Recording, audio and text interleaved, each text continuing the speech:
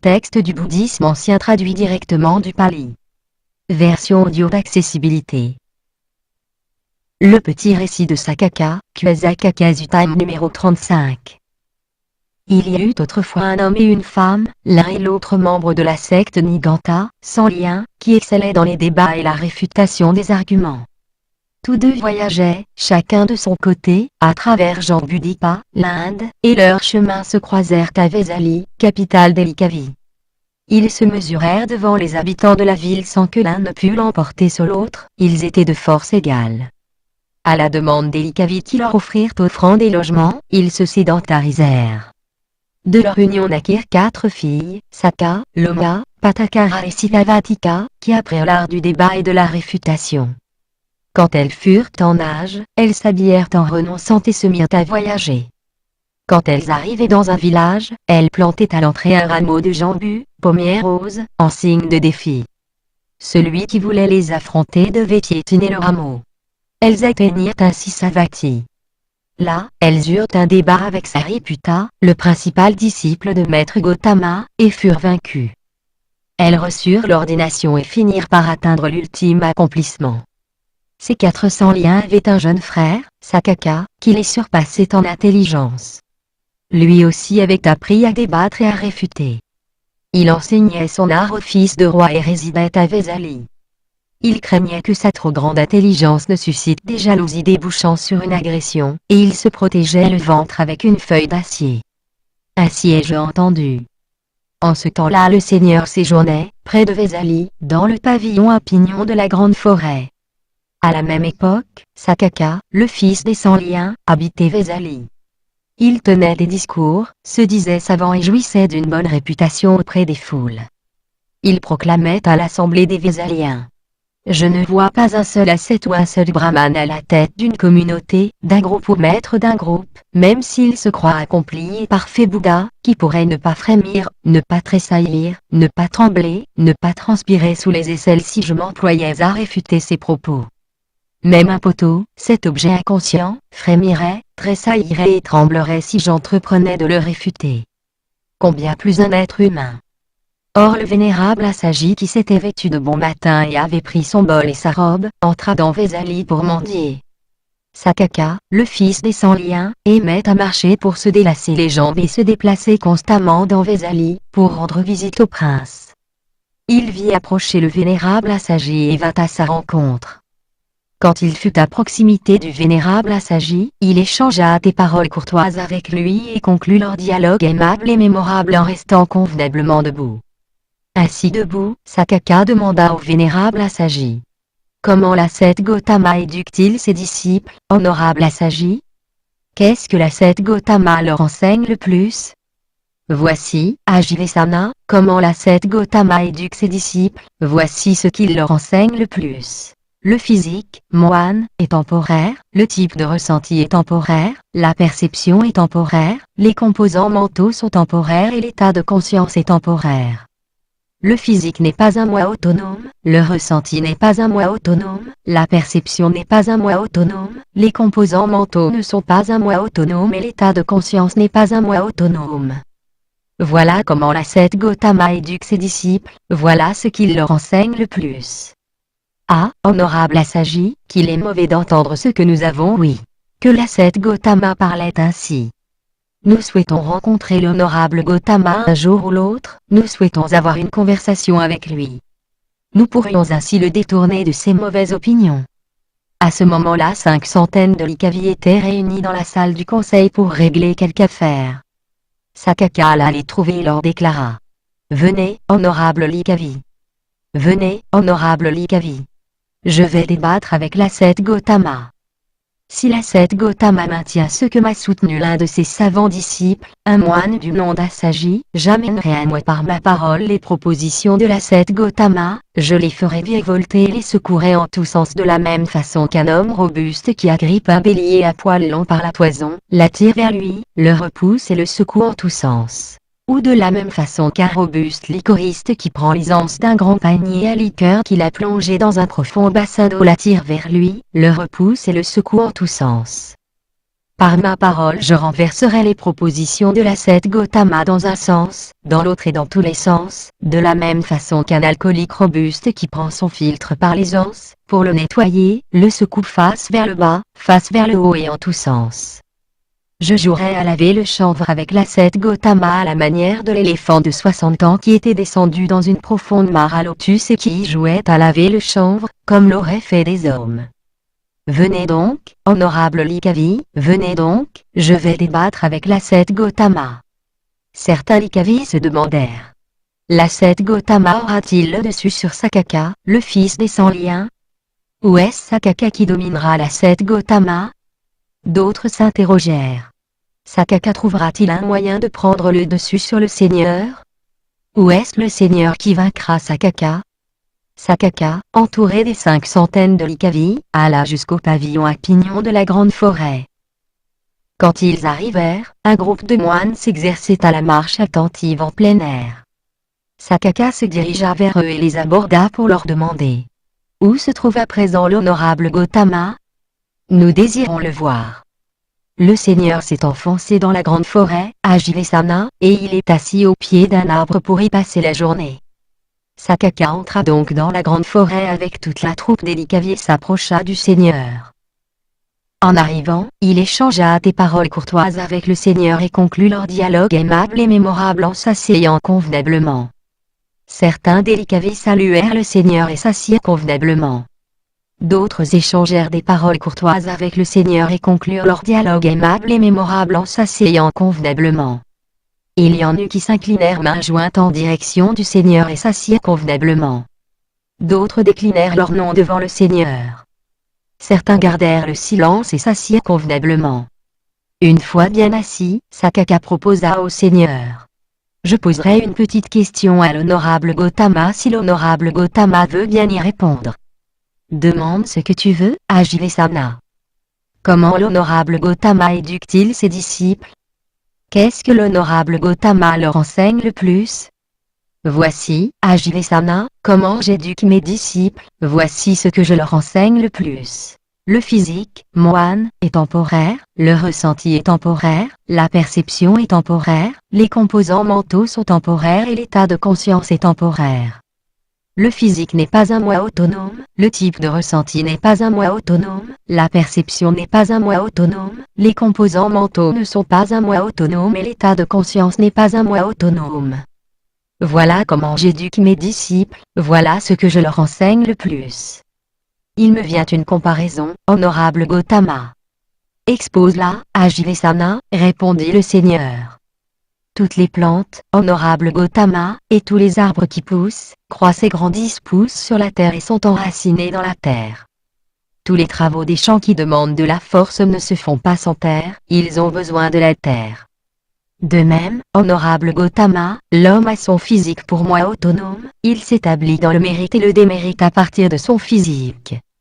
L'homme a son ressenti pour moi autonome, il s'établit dans le mérite et le démérite à partir de son ressenti.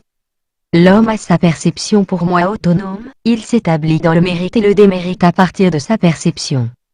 L'homme a ses composants mentaux pour moi autonome, il s'établit dans le mérite et le démérite à partir de ses composants mentaux. L'homme a sa conscience pour moi autonome, il s'établit dans le mérite et le démérite à partir de sa conscience. N'es-tu pas en train de dire, à Jivesana, que le physique est ton moi autonome, le ressenti ton moi autonome, la perception ton moi autonome, les composants mentaux ton moi autonome et la conscience ton moi autonome? Oui, honorable Gautama, je dis bien. Le physique est mon moi autonome, le ressenti est mon moi autonome, la perception est mon moi autonome, les composants mentaux sont mon moi autonome, la conscience est mon moi autonome. Et cette grande foule le dit aussi. Que peut faire cette grande foule pour toi, à Jivesana? Tu dois développer tout seul ton discours. Oui, honorable Gautama, je dis bien. Le physique est mon moi autonome, le ressenti est mon moi autonome, la perception est mon moi autonome, les composants mentaux sont mon moi autonome, la conscience est mon moi autonome. En ce cas, à Jivesana, je vais te questionner à mon tour, et tu pourras répondre ce que tu voudras. Penses-tu qu'un roi guerrier consacré comme Pasenadi, roi du Kosala, ou Ajatasattu, fils de Vdi, roi du Magadha, ait dans son royaume le pouvoir de faire exécuter ceux qui méritent de l'être, de priver de leurs biens ceux qui encourent cette privation et d'exiler ceux qui méritent l'exil? Oui, honorable Gautama, un roi guerrier consacré comme Pasenadi ou Ajatasattu a dans son royaume le pouvoir de faire exécuter ceux qui méritent l'exécution, de priver de leurs biens ceux qui encourent cette privation et d'exiler ceux qui méritent l'exil. Même des communautés et des tribus comme les Vajji ou les Mallas ont sur leur territoire le pouvoir de faire exécuter ceux qui méritent l'exécution, de priver de leurs biens ceux qui encourent cette privation et d'exiler ceux qui méritent l'exil. Combien plus des rois guerriers consacrés comme Pasenadi ou Ajatasattu. Ils ont ce pouvoir et ils en sont dignes. Tu as dit, Ajivesana, le physique est mon moi autonome. Mais penses-tu avoir le pouvoir de faire en sorte que ton physique soit comme ceci et non comme cela? Ainsi parla le Seigneur. Mais Sakaka garda le silence. Le Seigneur posa la même question une deuxième fois, mais cette fois encore Sakaka ne répondit pas. Alors le Seigneur lui dit: réponds à présent, Ajivesana, il n'est plus temps de garder le silence. Car celui qui ne répond pas la troisième fois à une question posée par le Tathagata voit sa tête éclater en 7 morceaux.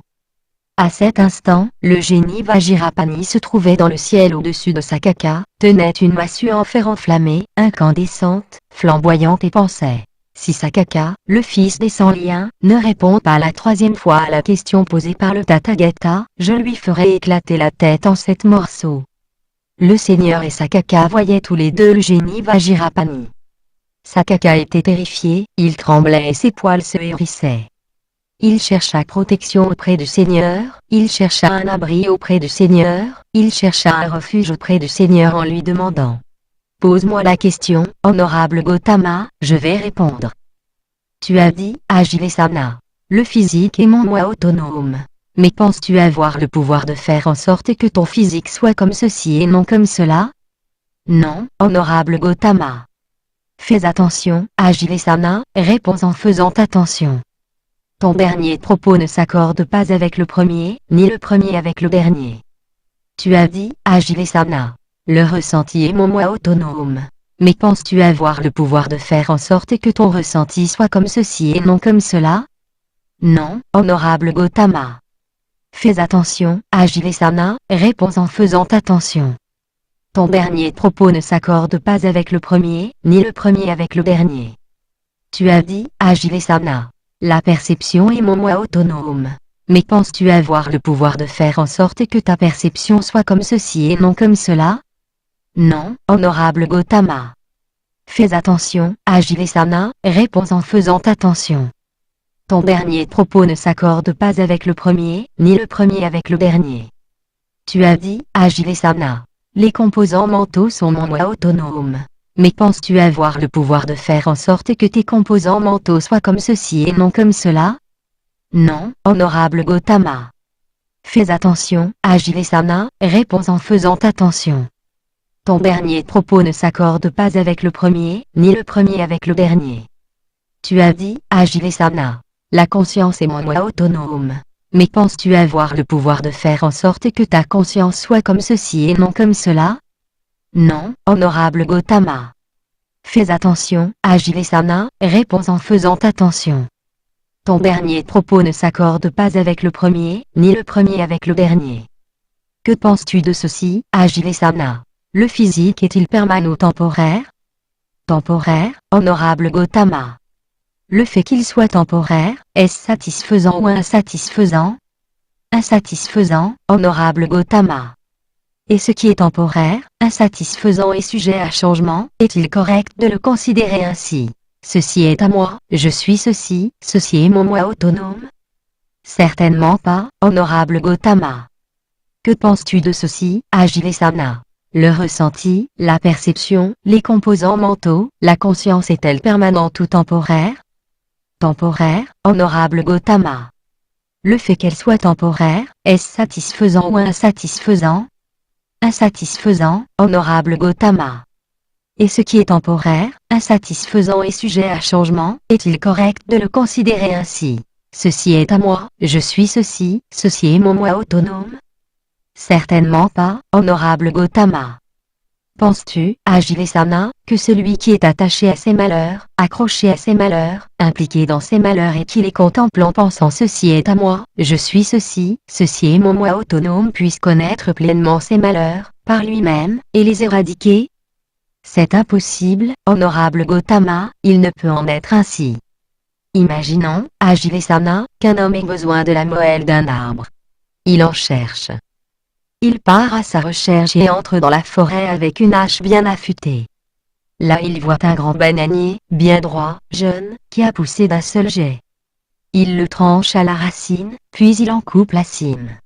Enfin il défait la gaine que forment les feuilles. Mais quand il la défait, il ne trouve pas de bois, encore moins de moelle. De même, Ajivesana, quand je t'ai interrogé sur tes propos, que tu les as confirmés et maintenus, tu t'es montré creux et vain, tu as manqué ton but.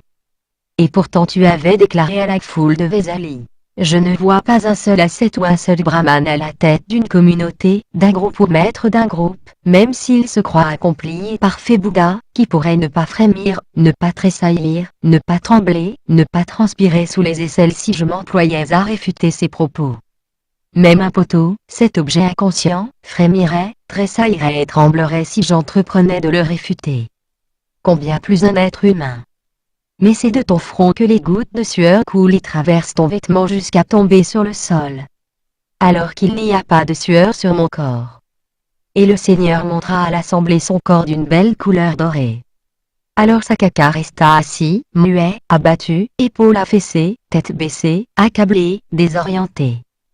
Voyant dans quel état se trouvait Sakaka, Dumuka, un fils d'Elikavi, dit au Seigneur: il me vient une comparaison, Seigneur. Formule-la, Dumuka, répondit le Seigneur. Imaginons, Seigneur, qu'il y ait un crabe dans un étang de lotus non loin d'un village ou d'un hameau. Une troupe de garçons et de filles sort du village ou du hameau et s'approche de l'étang. Ils entrent dans l'eau et en sortent le crabe qu'ils posent sur le sol. Chaque fois que le crabe bouge une pince ou une patte, les garçons et les filles la brisent avec un bâton ou avec un galet, la cassent, l'écrasent. Quand il a toutes ses pinces et ses pattes brisées, cassées, écrasées, le crabe ne peut plus replonger dans l'étang de lotus comme il le faisait auparavant. De la même manière, le Seigneur a brisé, cassé, écrasé toutes les propositions, élucubrations et tentatives de Sakaka, le fils des sans-liens. Et Sakaka ne peut plus approcher maintenant le Seigneur avec l'intention de débattre, mais il peut encore écouter son enseignement. Après l'intervention de Dumuka, Sakaka peut craindre que d'autres Likavi ne le ridiculisent davantage. Il intervient à présent pour empêcher cela. Sakaka lui dit: reste à l'écart de ceci, Dumuka, reste en dehors. Ce n'est pas avec toi que nous conférons mais avec l'honorable Gautama. Laissons de côté mes paroles, honorable Gautama, et celles des autres ascètes et brahmanes, car ce ne sont apparemment que des bavardages oiseux. Maintenant, dans quelle mesure un disciple de l'honorable Gautama met-il en pratique son enseignement, se conforme-t-il à ses instructions, traverse-t-il le doute, cesse-t-il de se poser des questions et se comporte-t-il dans l'enseignement du maître avec assurance, sans plus dépendre d'autrui?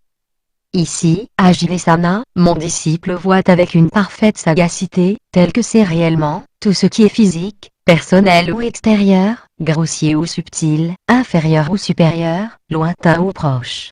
Ceci n'est pas à moi, je ne suis pas ceci, ceci n'est pas mon moi autonome. Il voit avec une parfaite sagacité, tel que c'est réellement, tout type de ressenti, toute perception, tout composant mentaux, tout état de conscience, personnel ou extérieur, grossier ou subtil, inférieur ou supérieur, lointain ou proche.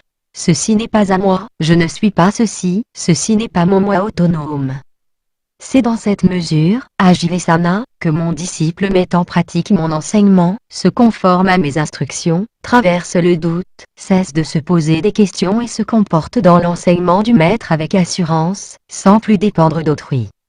Le propos précédent se rapporte au niveau de celui qui s'exerce, Seka. Le suivant caractérise celui qui n'a plus à s'exercer, Aseka.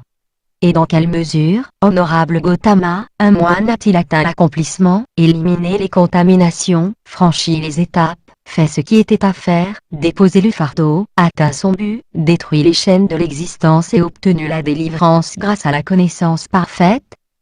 Ici, à Jivesana, quand le moine voit avec une parfaite sagacité, tel que c'est réellement, tout ce qui est physique, personnel ou extérieur, grossier ou subtil, inférieur ou supérieur, lointain ou proche. Ceci n'est pas à moi, je ne suis pas ceci, ceci n'est pas mon moi autonome, il est alors délivré sans aucun reste. Quand il voit avec une parfaite sagacité, tel que c'est réellement, tout type de ressenti, toute perception, tout composant mentaux, tout état de conscience, personnel ou extérieur, grossier ou subtil, inférieur ou supérieur, lointain ou proche. Ceci n'est pas à moi, je ne suis pas ceci, ceci n'est pas mon moi autonome, il est alors délivré sans aucun reste. C'est dans cette mesure, à Jivesana, que le moine a atteint l'accomplissement, éliminé les contaminations, franchi les étapes, fait ce qui était à faire, déposé le fardeau, atteint son but, détruit les chaînes de l'existence et obtenu la délivrance grâce à la connaissance parfaite. Et un moine dont l'esprit est ainsi délivré, à Jivesana, et dont il est trois insurpassables. La vision insurpassable, le chemin insurpassable et la délivrance insurpassable. Quand il est ainsi délivré, ce moine ne respecte, n'estime et ne révère plus que le Tathagata. Le Seigneur est Bouddha et montre la voie de la bouddhéité, le Seigneur maîtrise et montre la voie de la maîtrise, le Seigneur est apaisé et montre la voie de la paix, le Seigneur a traversé et montre comment traverser, le Seigneur a atteint le complet dénouement et montre la voie du complet dénouement. Ainsi parla le Seigneur. Puis Sakaka, le fils des sans-liens, dit au Seigneur. Nous avons été insolents, honorable Gautama, nous avons été effrontés quand nous avons projeté d'attaquer les propos de l'honorable Gautama avec nos paroles. Car l'homme qui attaque un éléphant rude peut en réchapper, mais il n'y a pas de salut pour celui qui t'affronte, honorable Gautama. L'homme qui attaque un incendie dévorant peut en réchapper, mais il n'y a pas de salut pour celui qui t'affronte, honorable Gautama. L'homme qui attaque un terrible serpent venimeux peut en réchapper, mais il n'y a pas de salut pour celui qui t'affronte, honorable Gautama. Nous avons été insolents, honorable Gautama, nous avons été effrontés quand nous avons imaginé d'attaquer les propos de l'honorable Gautama avec nos paroles. Que l'honorable Gautama veuille accepter demain un repas chez moi avec la communauté des moines. Le Seigneur accepta par son silence. Sakaka comprit l'acceptation et dit au Likavi. Écoutez-moi, honorable Likavi. J'ai invité l'honorable Gautama et la communauté des moines pour le repas de demain. Vous pourrez apporter ce que vous estimerez convenable. À la fin de la nuit, les Likavi apportèrent à Sakaka 500 de plats déjà cuits comme offrande de nourriture. Sakaka fit disposer dans son jardin ses plantureuses nourritures et boissons et fit prévenir le Seigneur. Il est temps, honorable Gautama, le repas est servi. Le Seigneur qui s'était levé de bon matin, prit alors son bol et sa cape et se rendit au jardin de Sakaka. Là il s'assit sur le siège préparé, au milieu de la communauté des moines. Sakaka servit de sa propre main la communauté des moines qui avait le Bouddha à sa tête, il leur offrit jusqu'à satiété d'excellente nourriture et boissons. Puis, quand le Seigneur eut mangé et retiré la main de son bol, Sakaka prit un siège bas et s'assit convenablement. Une fois bien assis, Sakaka dit au Seigneur. Que les mérites résultant de ce don ainsi que leurs conséquences fassent le bonheur des donateurs. Ceux qui font une offrande à quelqu'un comme toi, à Jivesana, qui n'est pas libre d'attachement, d'aversion et d'aveuglement, recueilleront le mérite correspondant. Et toi qui as fait ce don à quelqu'un comme moi qui suis libre d'attachement, d'aversion et d'aveuglement, tu recevras le mérite correspondant. Note du traducteur. L'un des 5 premiers disciples de Gautama le Bouddha. Il fut le précepteur de Sariputta. Un jeu qui se pratiquait avec du chanvre en train de rouir. Avec une poignée de chanvre, on frappait tantôt à droite, tantôt à gauche, tantôt devant soi. Ce jeu s'accompagnait de force nourriture et boissons alcoolisées. Un éléphant qui avait vu des hommes jouer ainsi, les avait imités en lançant de l'eau avec sa trompe, tantôt à droite, tantôt à gauche, tantôt devant lui. Que ton physique soit beau et harmonieux plutôt que laid et disgracieux. Vajirapani s'était fait une tête énorme, avec des canines et des yeux effrayants, et un nez horrible. La vacuité évoquée ici se caractérise par le fait qu'on ne peut maîtriser le physique, on tombe malade, on vieillit et on meurt contre son gré. Le Seigneur introduit la vacuité tantôt à partir du caractère temporaire, Mn3, tantôt à partir du malheur, 21, tantôt à partir des deux, Sn3, car le caractère temporaire est évident quand un objet se brise, le malheur quand on souffre, mais la vacuité ne se laisse pas enfermer dans ces deux seuls aspects. Il y a de la moelle dans des arbres tels que le sureau. Mais les bananiers, qui ne sont pas des arbres, sont creux et n'ont ni bois ni aubier ni moelle. La vision insurpassable est la vision exacte, Samadhi, du chemin d'accomplissement. Le chemin insurpassable regroupe les autres éléments de ce chemin, la délivrance insurpassable est le fruit correspondant, Visuddhi 22, ou encore, les insurpassables sont respectivement la vision du dénouement, les éléments du chemin d'accomplissement et le fruit ultime. Le mérite dépend de la valeur du récipiendaire. Or les Likavi ont fait leur offrande à Sakaka, mais Sakaka a fait la sienne au Seigneur. Traduction. Christian Maes. Réalisation vidéotexte. Les connaisseurs du monde.